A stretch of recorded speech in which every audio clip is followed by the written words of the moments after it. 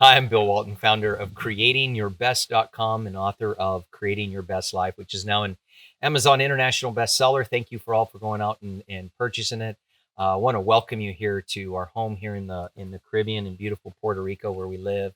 We are discussing, and this is actually part two of answering a question that we get a lot, and that is Bill, what do I do when it seems like I'm doing all the right activity, but I'm not seeing the fruitfulness of that yet? What do I do? And last week in the video, and this is once again just part two of that, we read out of Galatians chapter 6 and verse 9, because God gives us some specific information of what do we do. He says, "Do not let yourself become weary and discouraged while doing good, because in the right season you will reap the harvest if you do not quit." And there's so much bundled in that. There's so much. And so last week we talked about the first thing we have to realize is when he says do not grow weary or discouraged in doing what's right, that gives us firm instruction that becoming weary or becoming discouraged is really a choice. It's a choice that you have. It's a choice that I have, that when I'm in the middle of doing what's right, but I'm not seeing the fruit of it, there is a mental decision and a mental allowance that will allow myself either to become weary, become discouraged, right? In the midst of that, or choosing not to, right? Some people are like, man, I've just been doing this for 3 months, or I've been doing this for 6 months, or a year, or whatever the case might be. And it's just like, I'm just not seeing any benefit of it, right? I've been on this diet, or I've been on this exercise plan, or I've been doing this in what we're talking about, in the big ideas of you creating your best life. I've been doing these, and I'm just not seeing any effect or change. That becoming weary, becoming discouraged is a mental choice that all of us make. And here's how it works. The first thought comes into our mind of, man, this is just not working. Or I've been at this for so long. Where's the benefit of this? You know?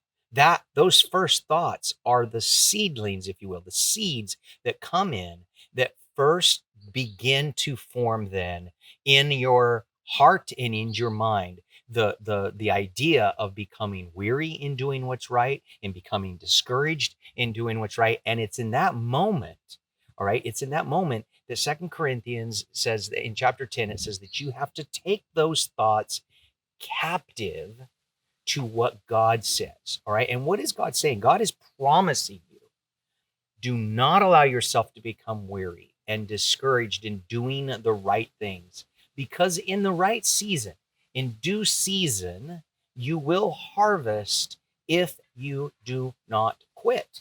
So if we quit, if we allow weariness and discouragement to come in and quit doing those proper activities, well, then the consequences of that is we are not going to see the harvest of that.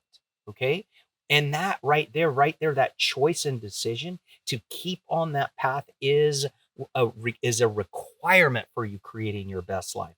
Because often what happens is when I first start a business, or I first really start a process to change the way I think, and I start doing my creation sequence that we talk about in the book, I start changing the way I think.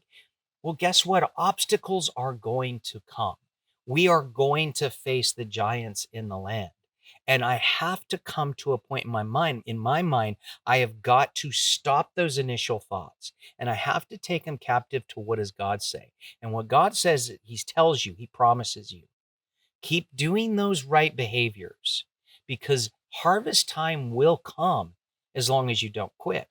Now, I grew up on the farm, and we grew up, and many of you that are friends with me on Facebook, you same way, grew up on the farm and ranch, and you know what it's like to plow a field, right? You plow a field, and then you plant that field, and then you water that field, right? You take care of that field. And after, you don't put a plow to the ground and then go out there a month later and go, well, wait, hey, where is it, right?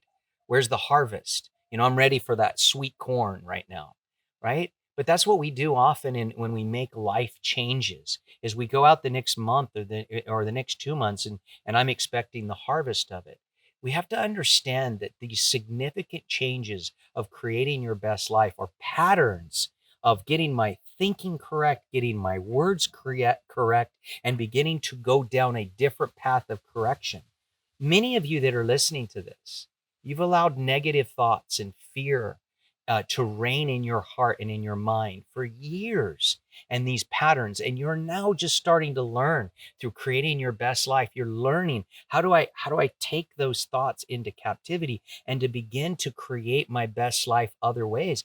And that is a process and a pattern that has to be done. So remember, do not allow yourself grab those thoughts of quitting, of stopping to do the things that are going the right way. Because remember God's promise to you. Remember God's promise to me that in the right season, you are going to have the harvest if you do not quit. So, with that thought in mind, continue on your process of creating your best life.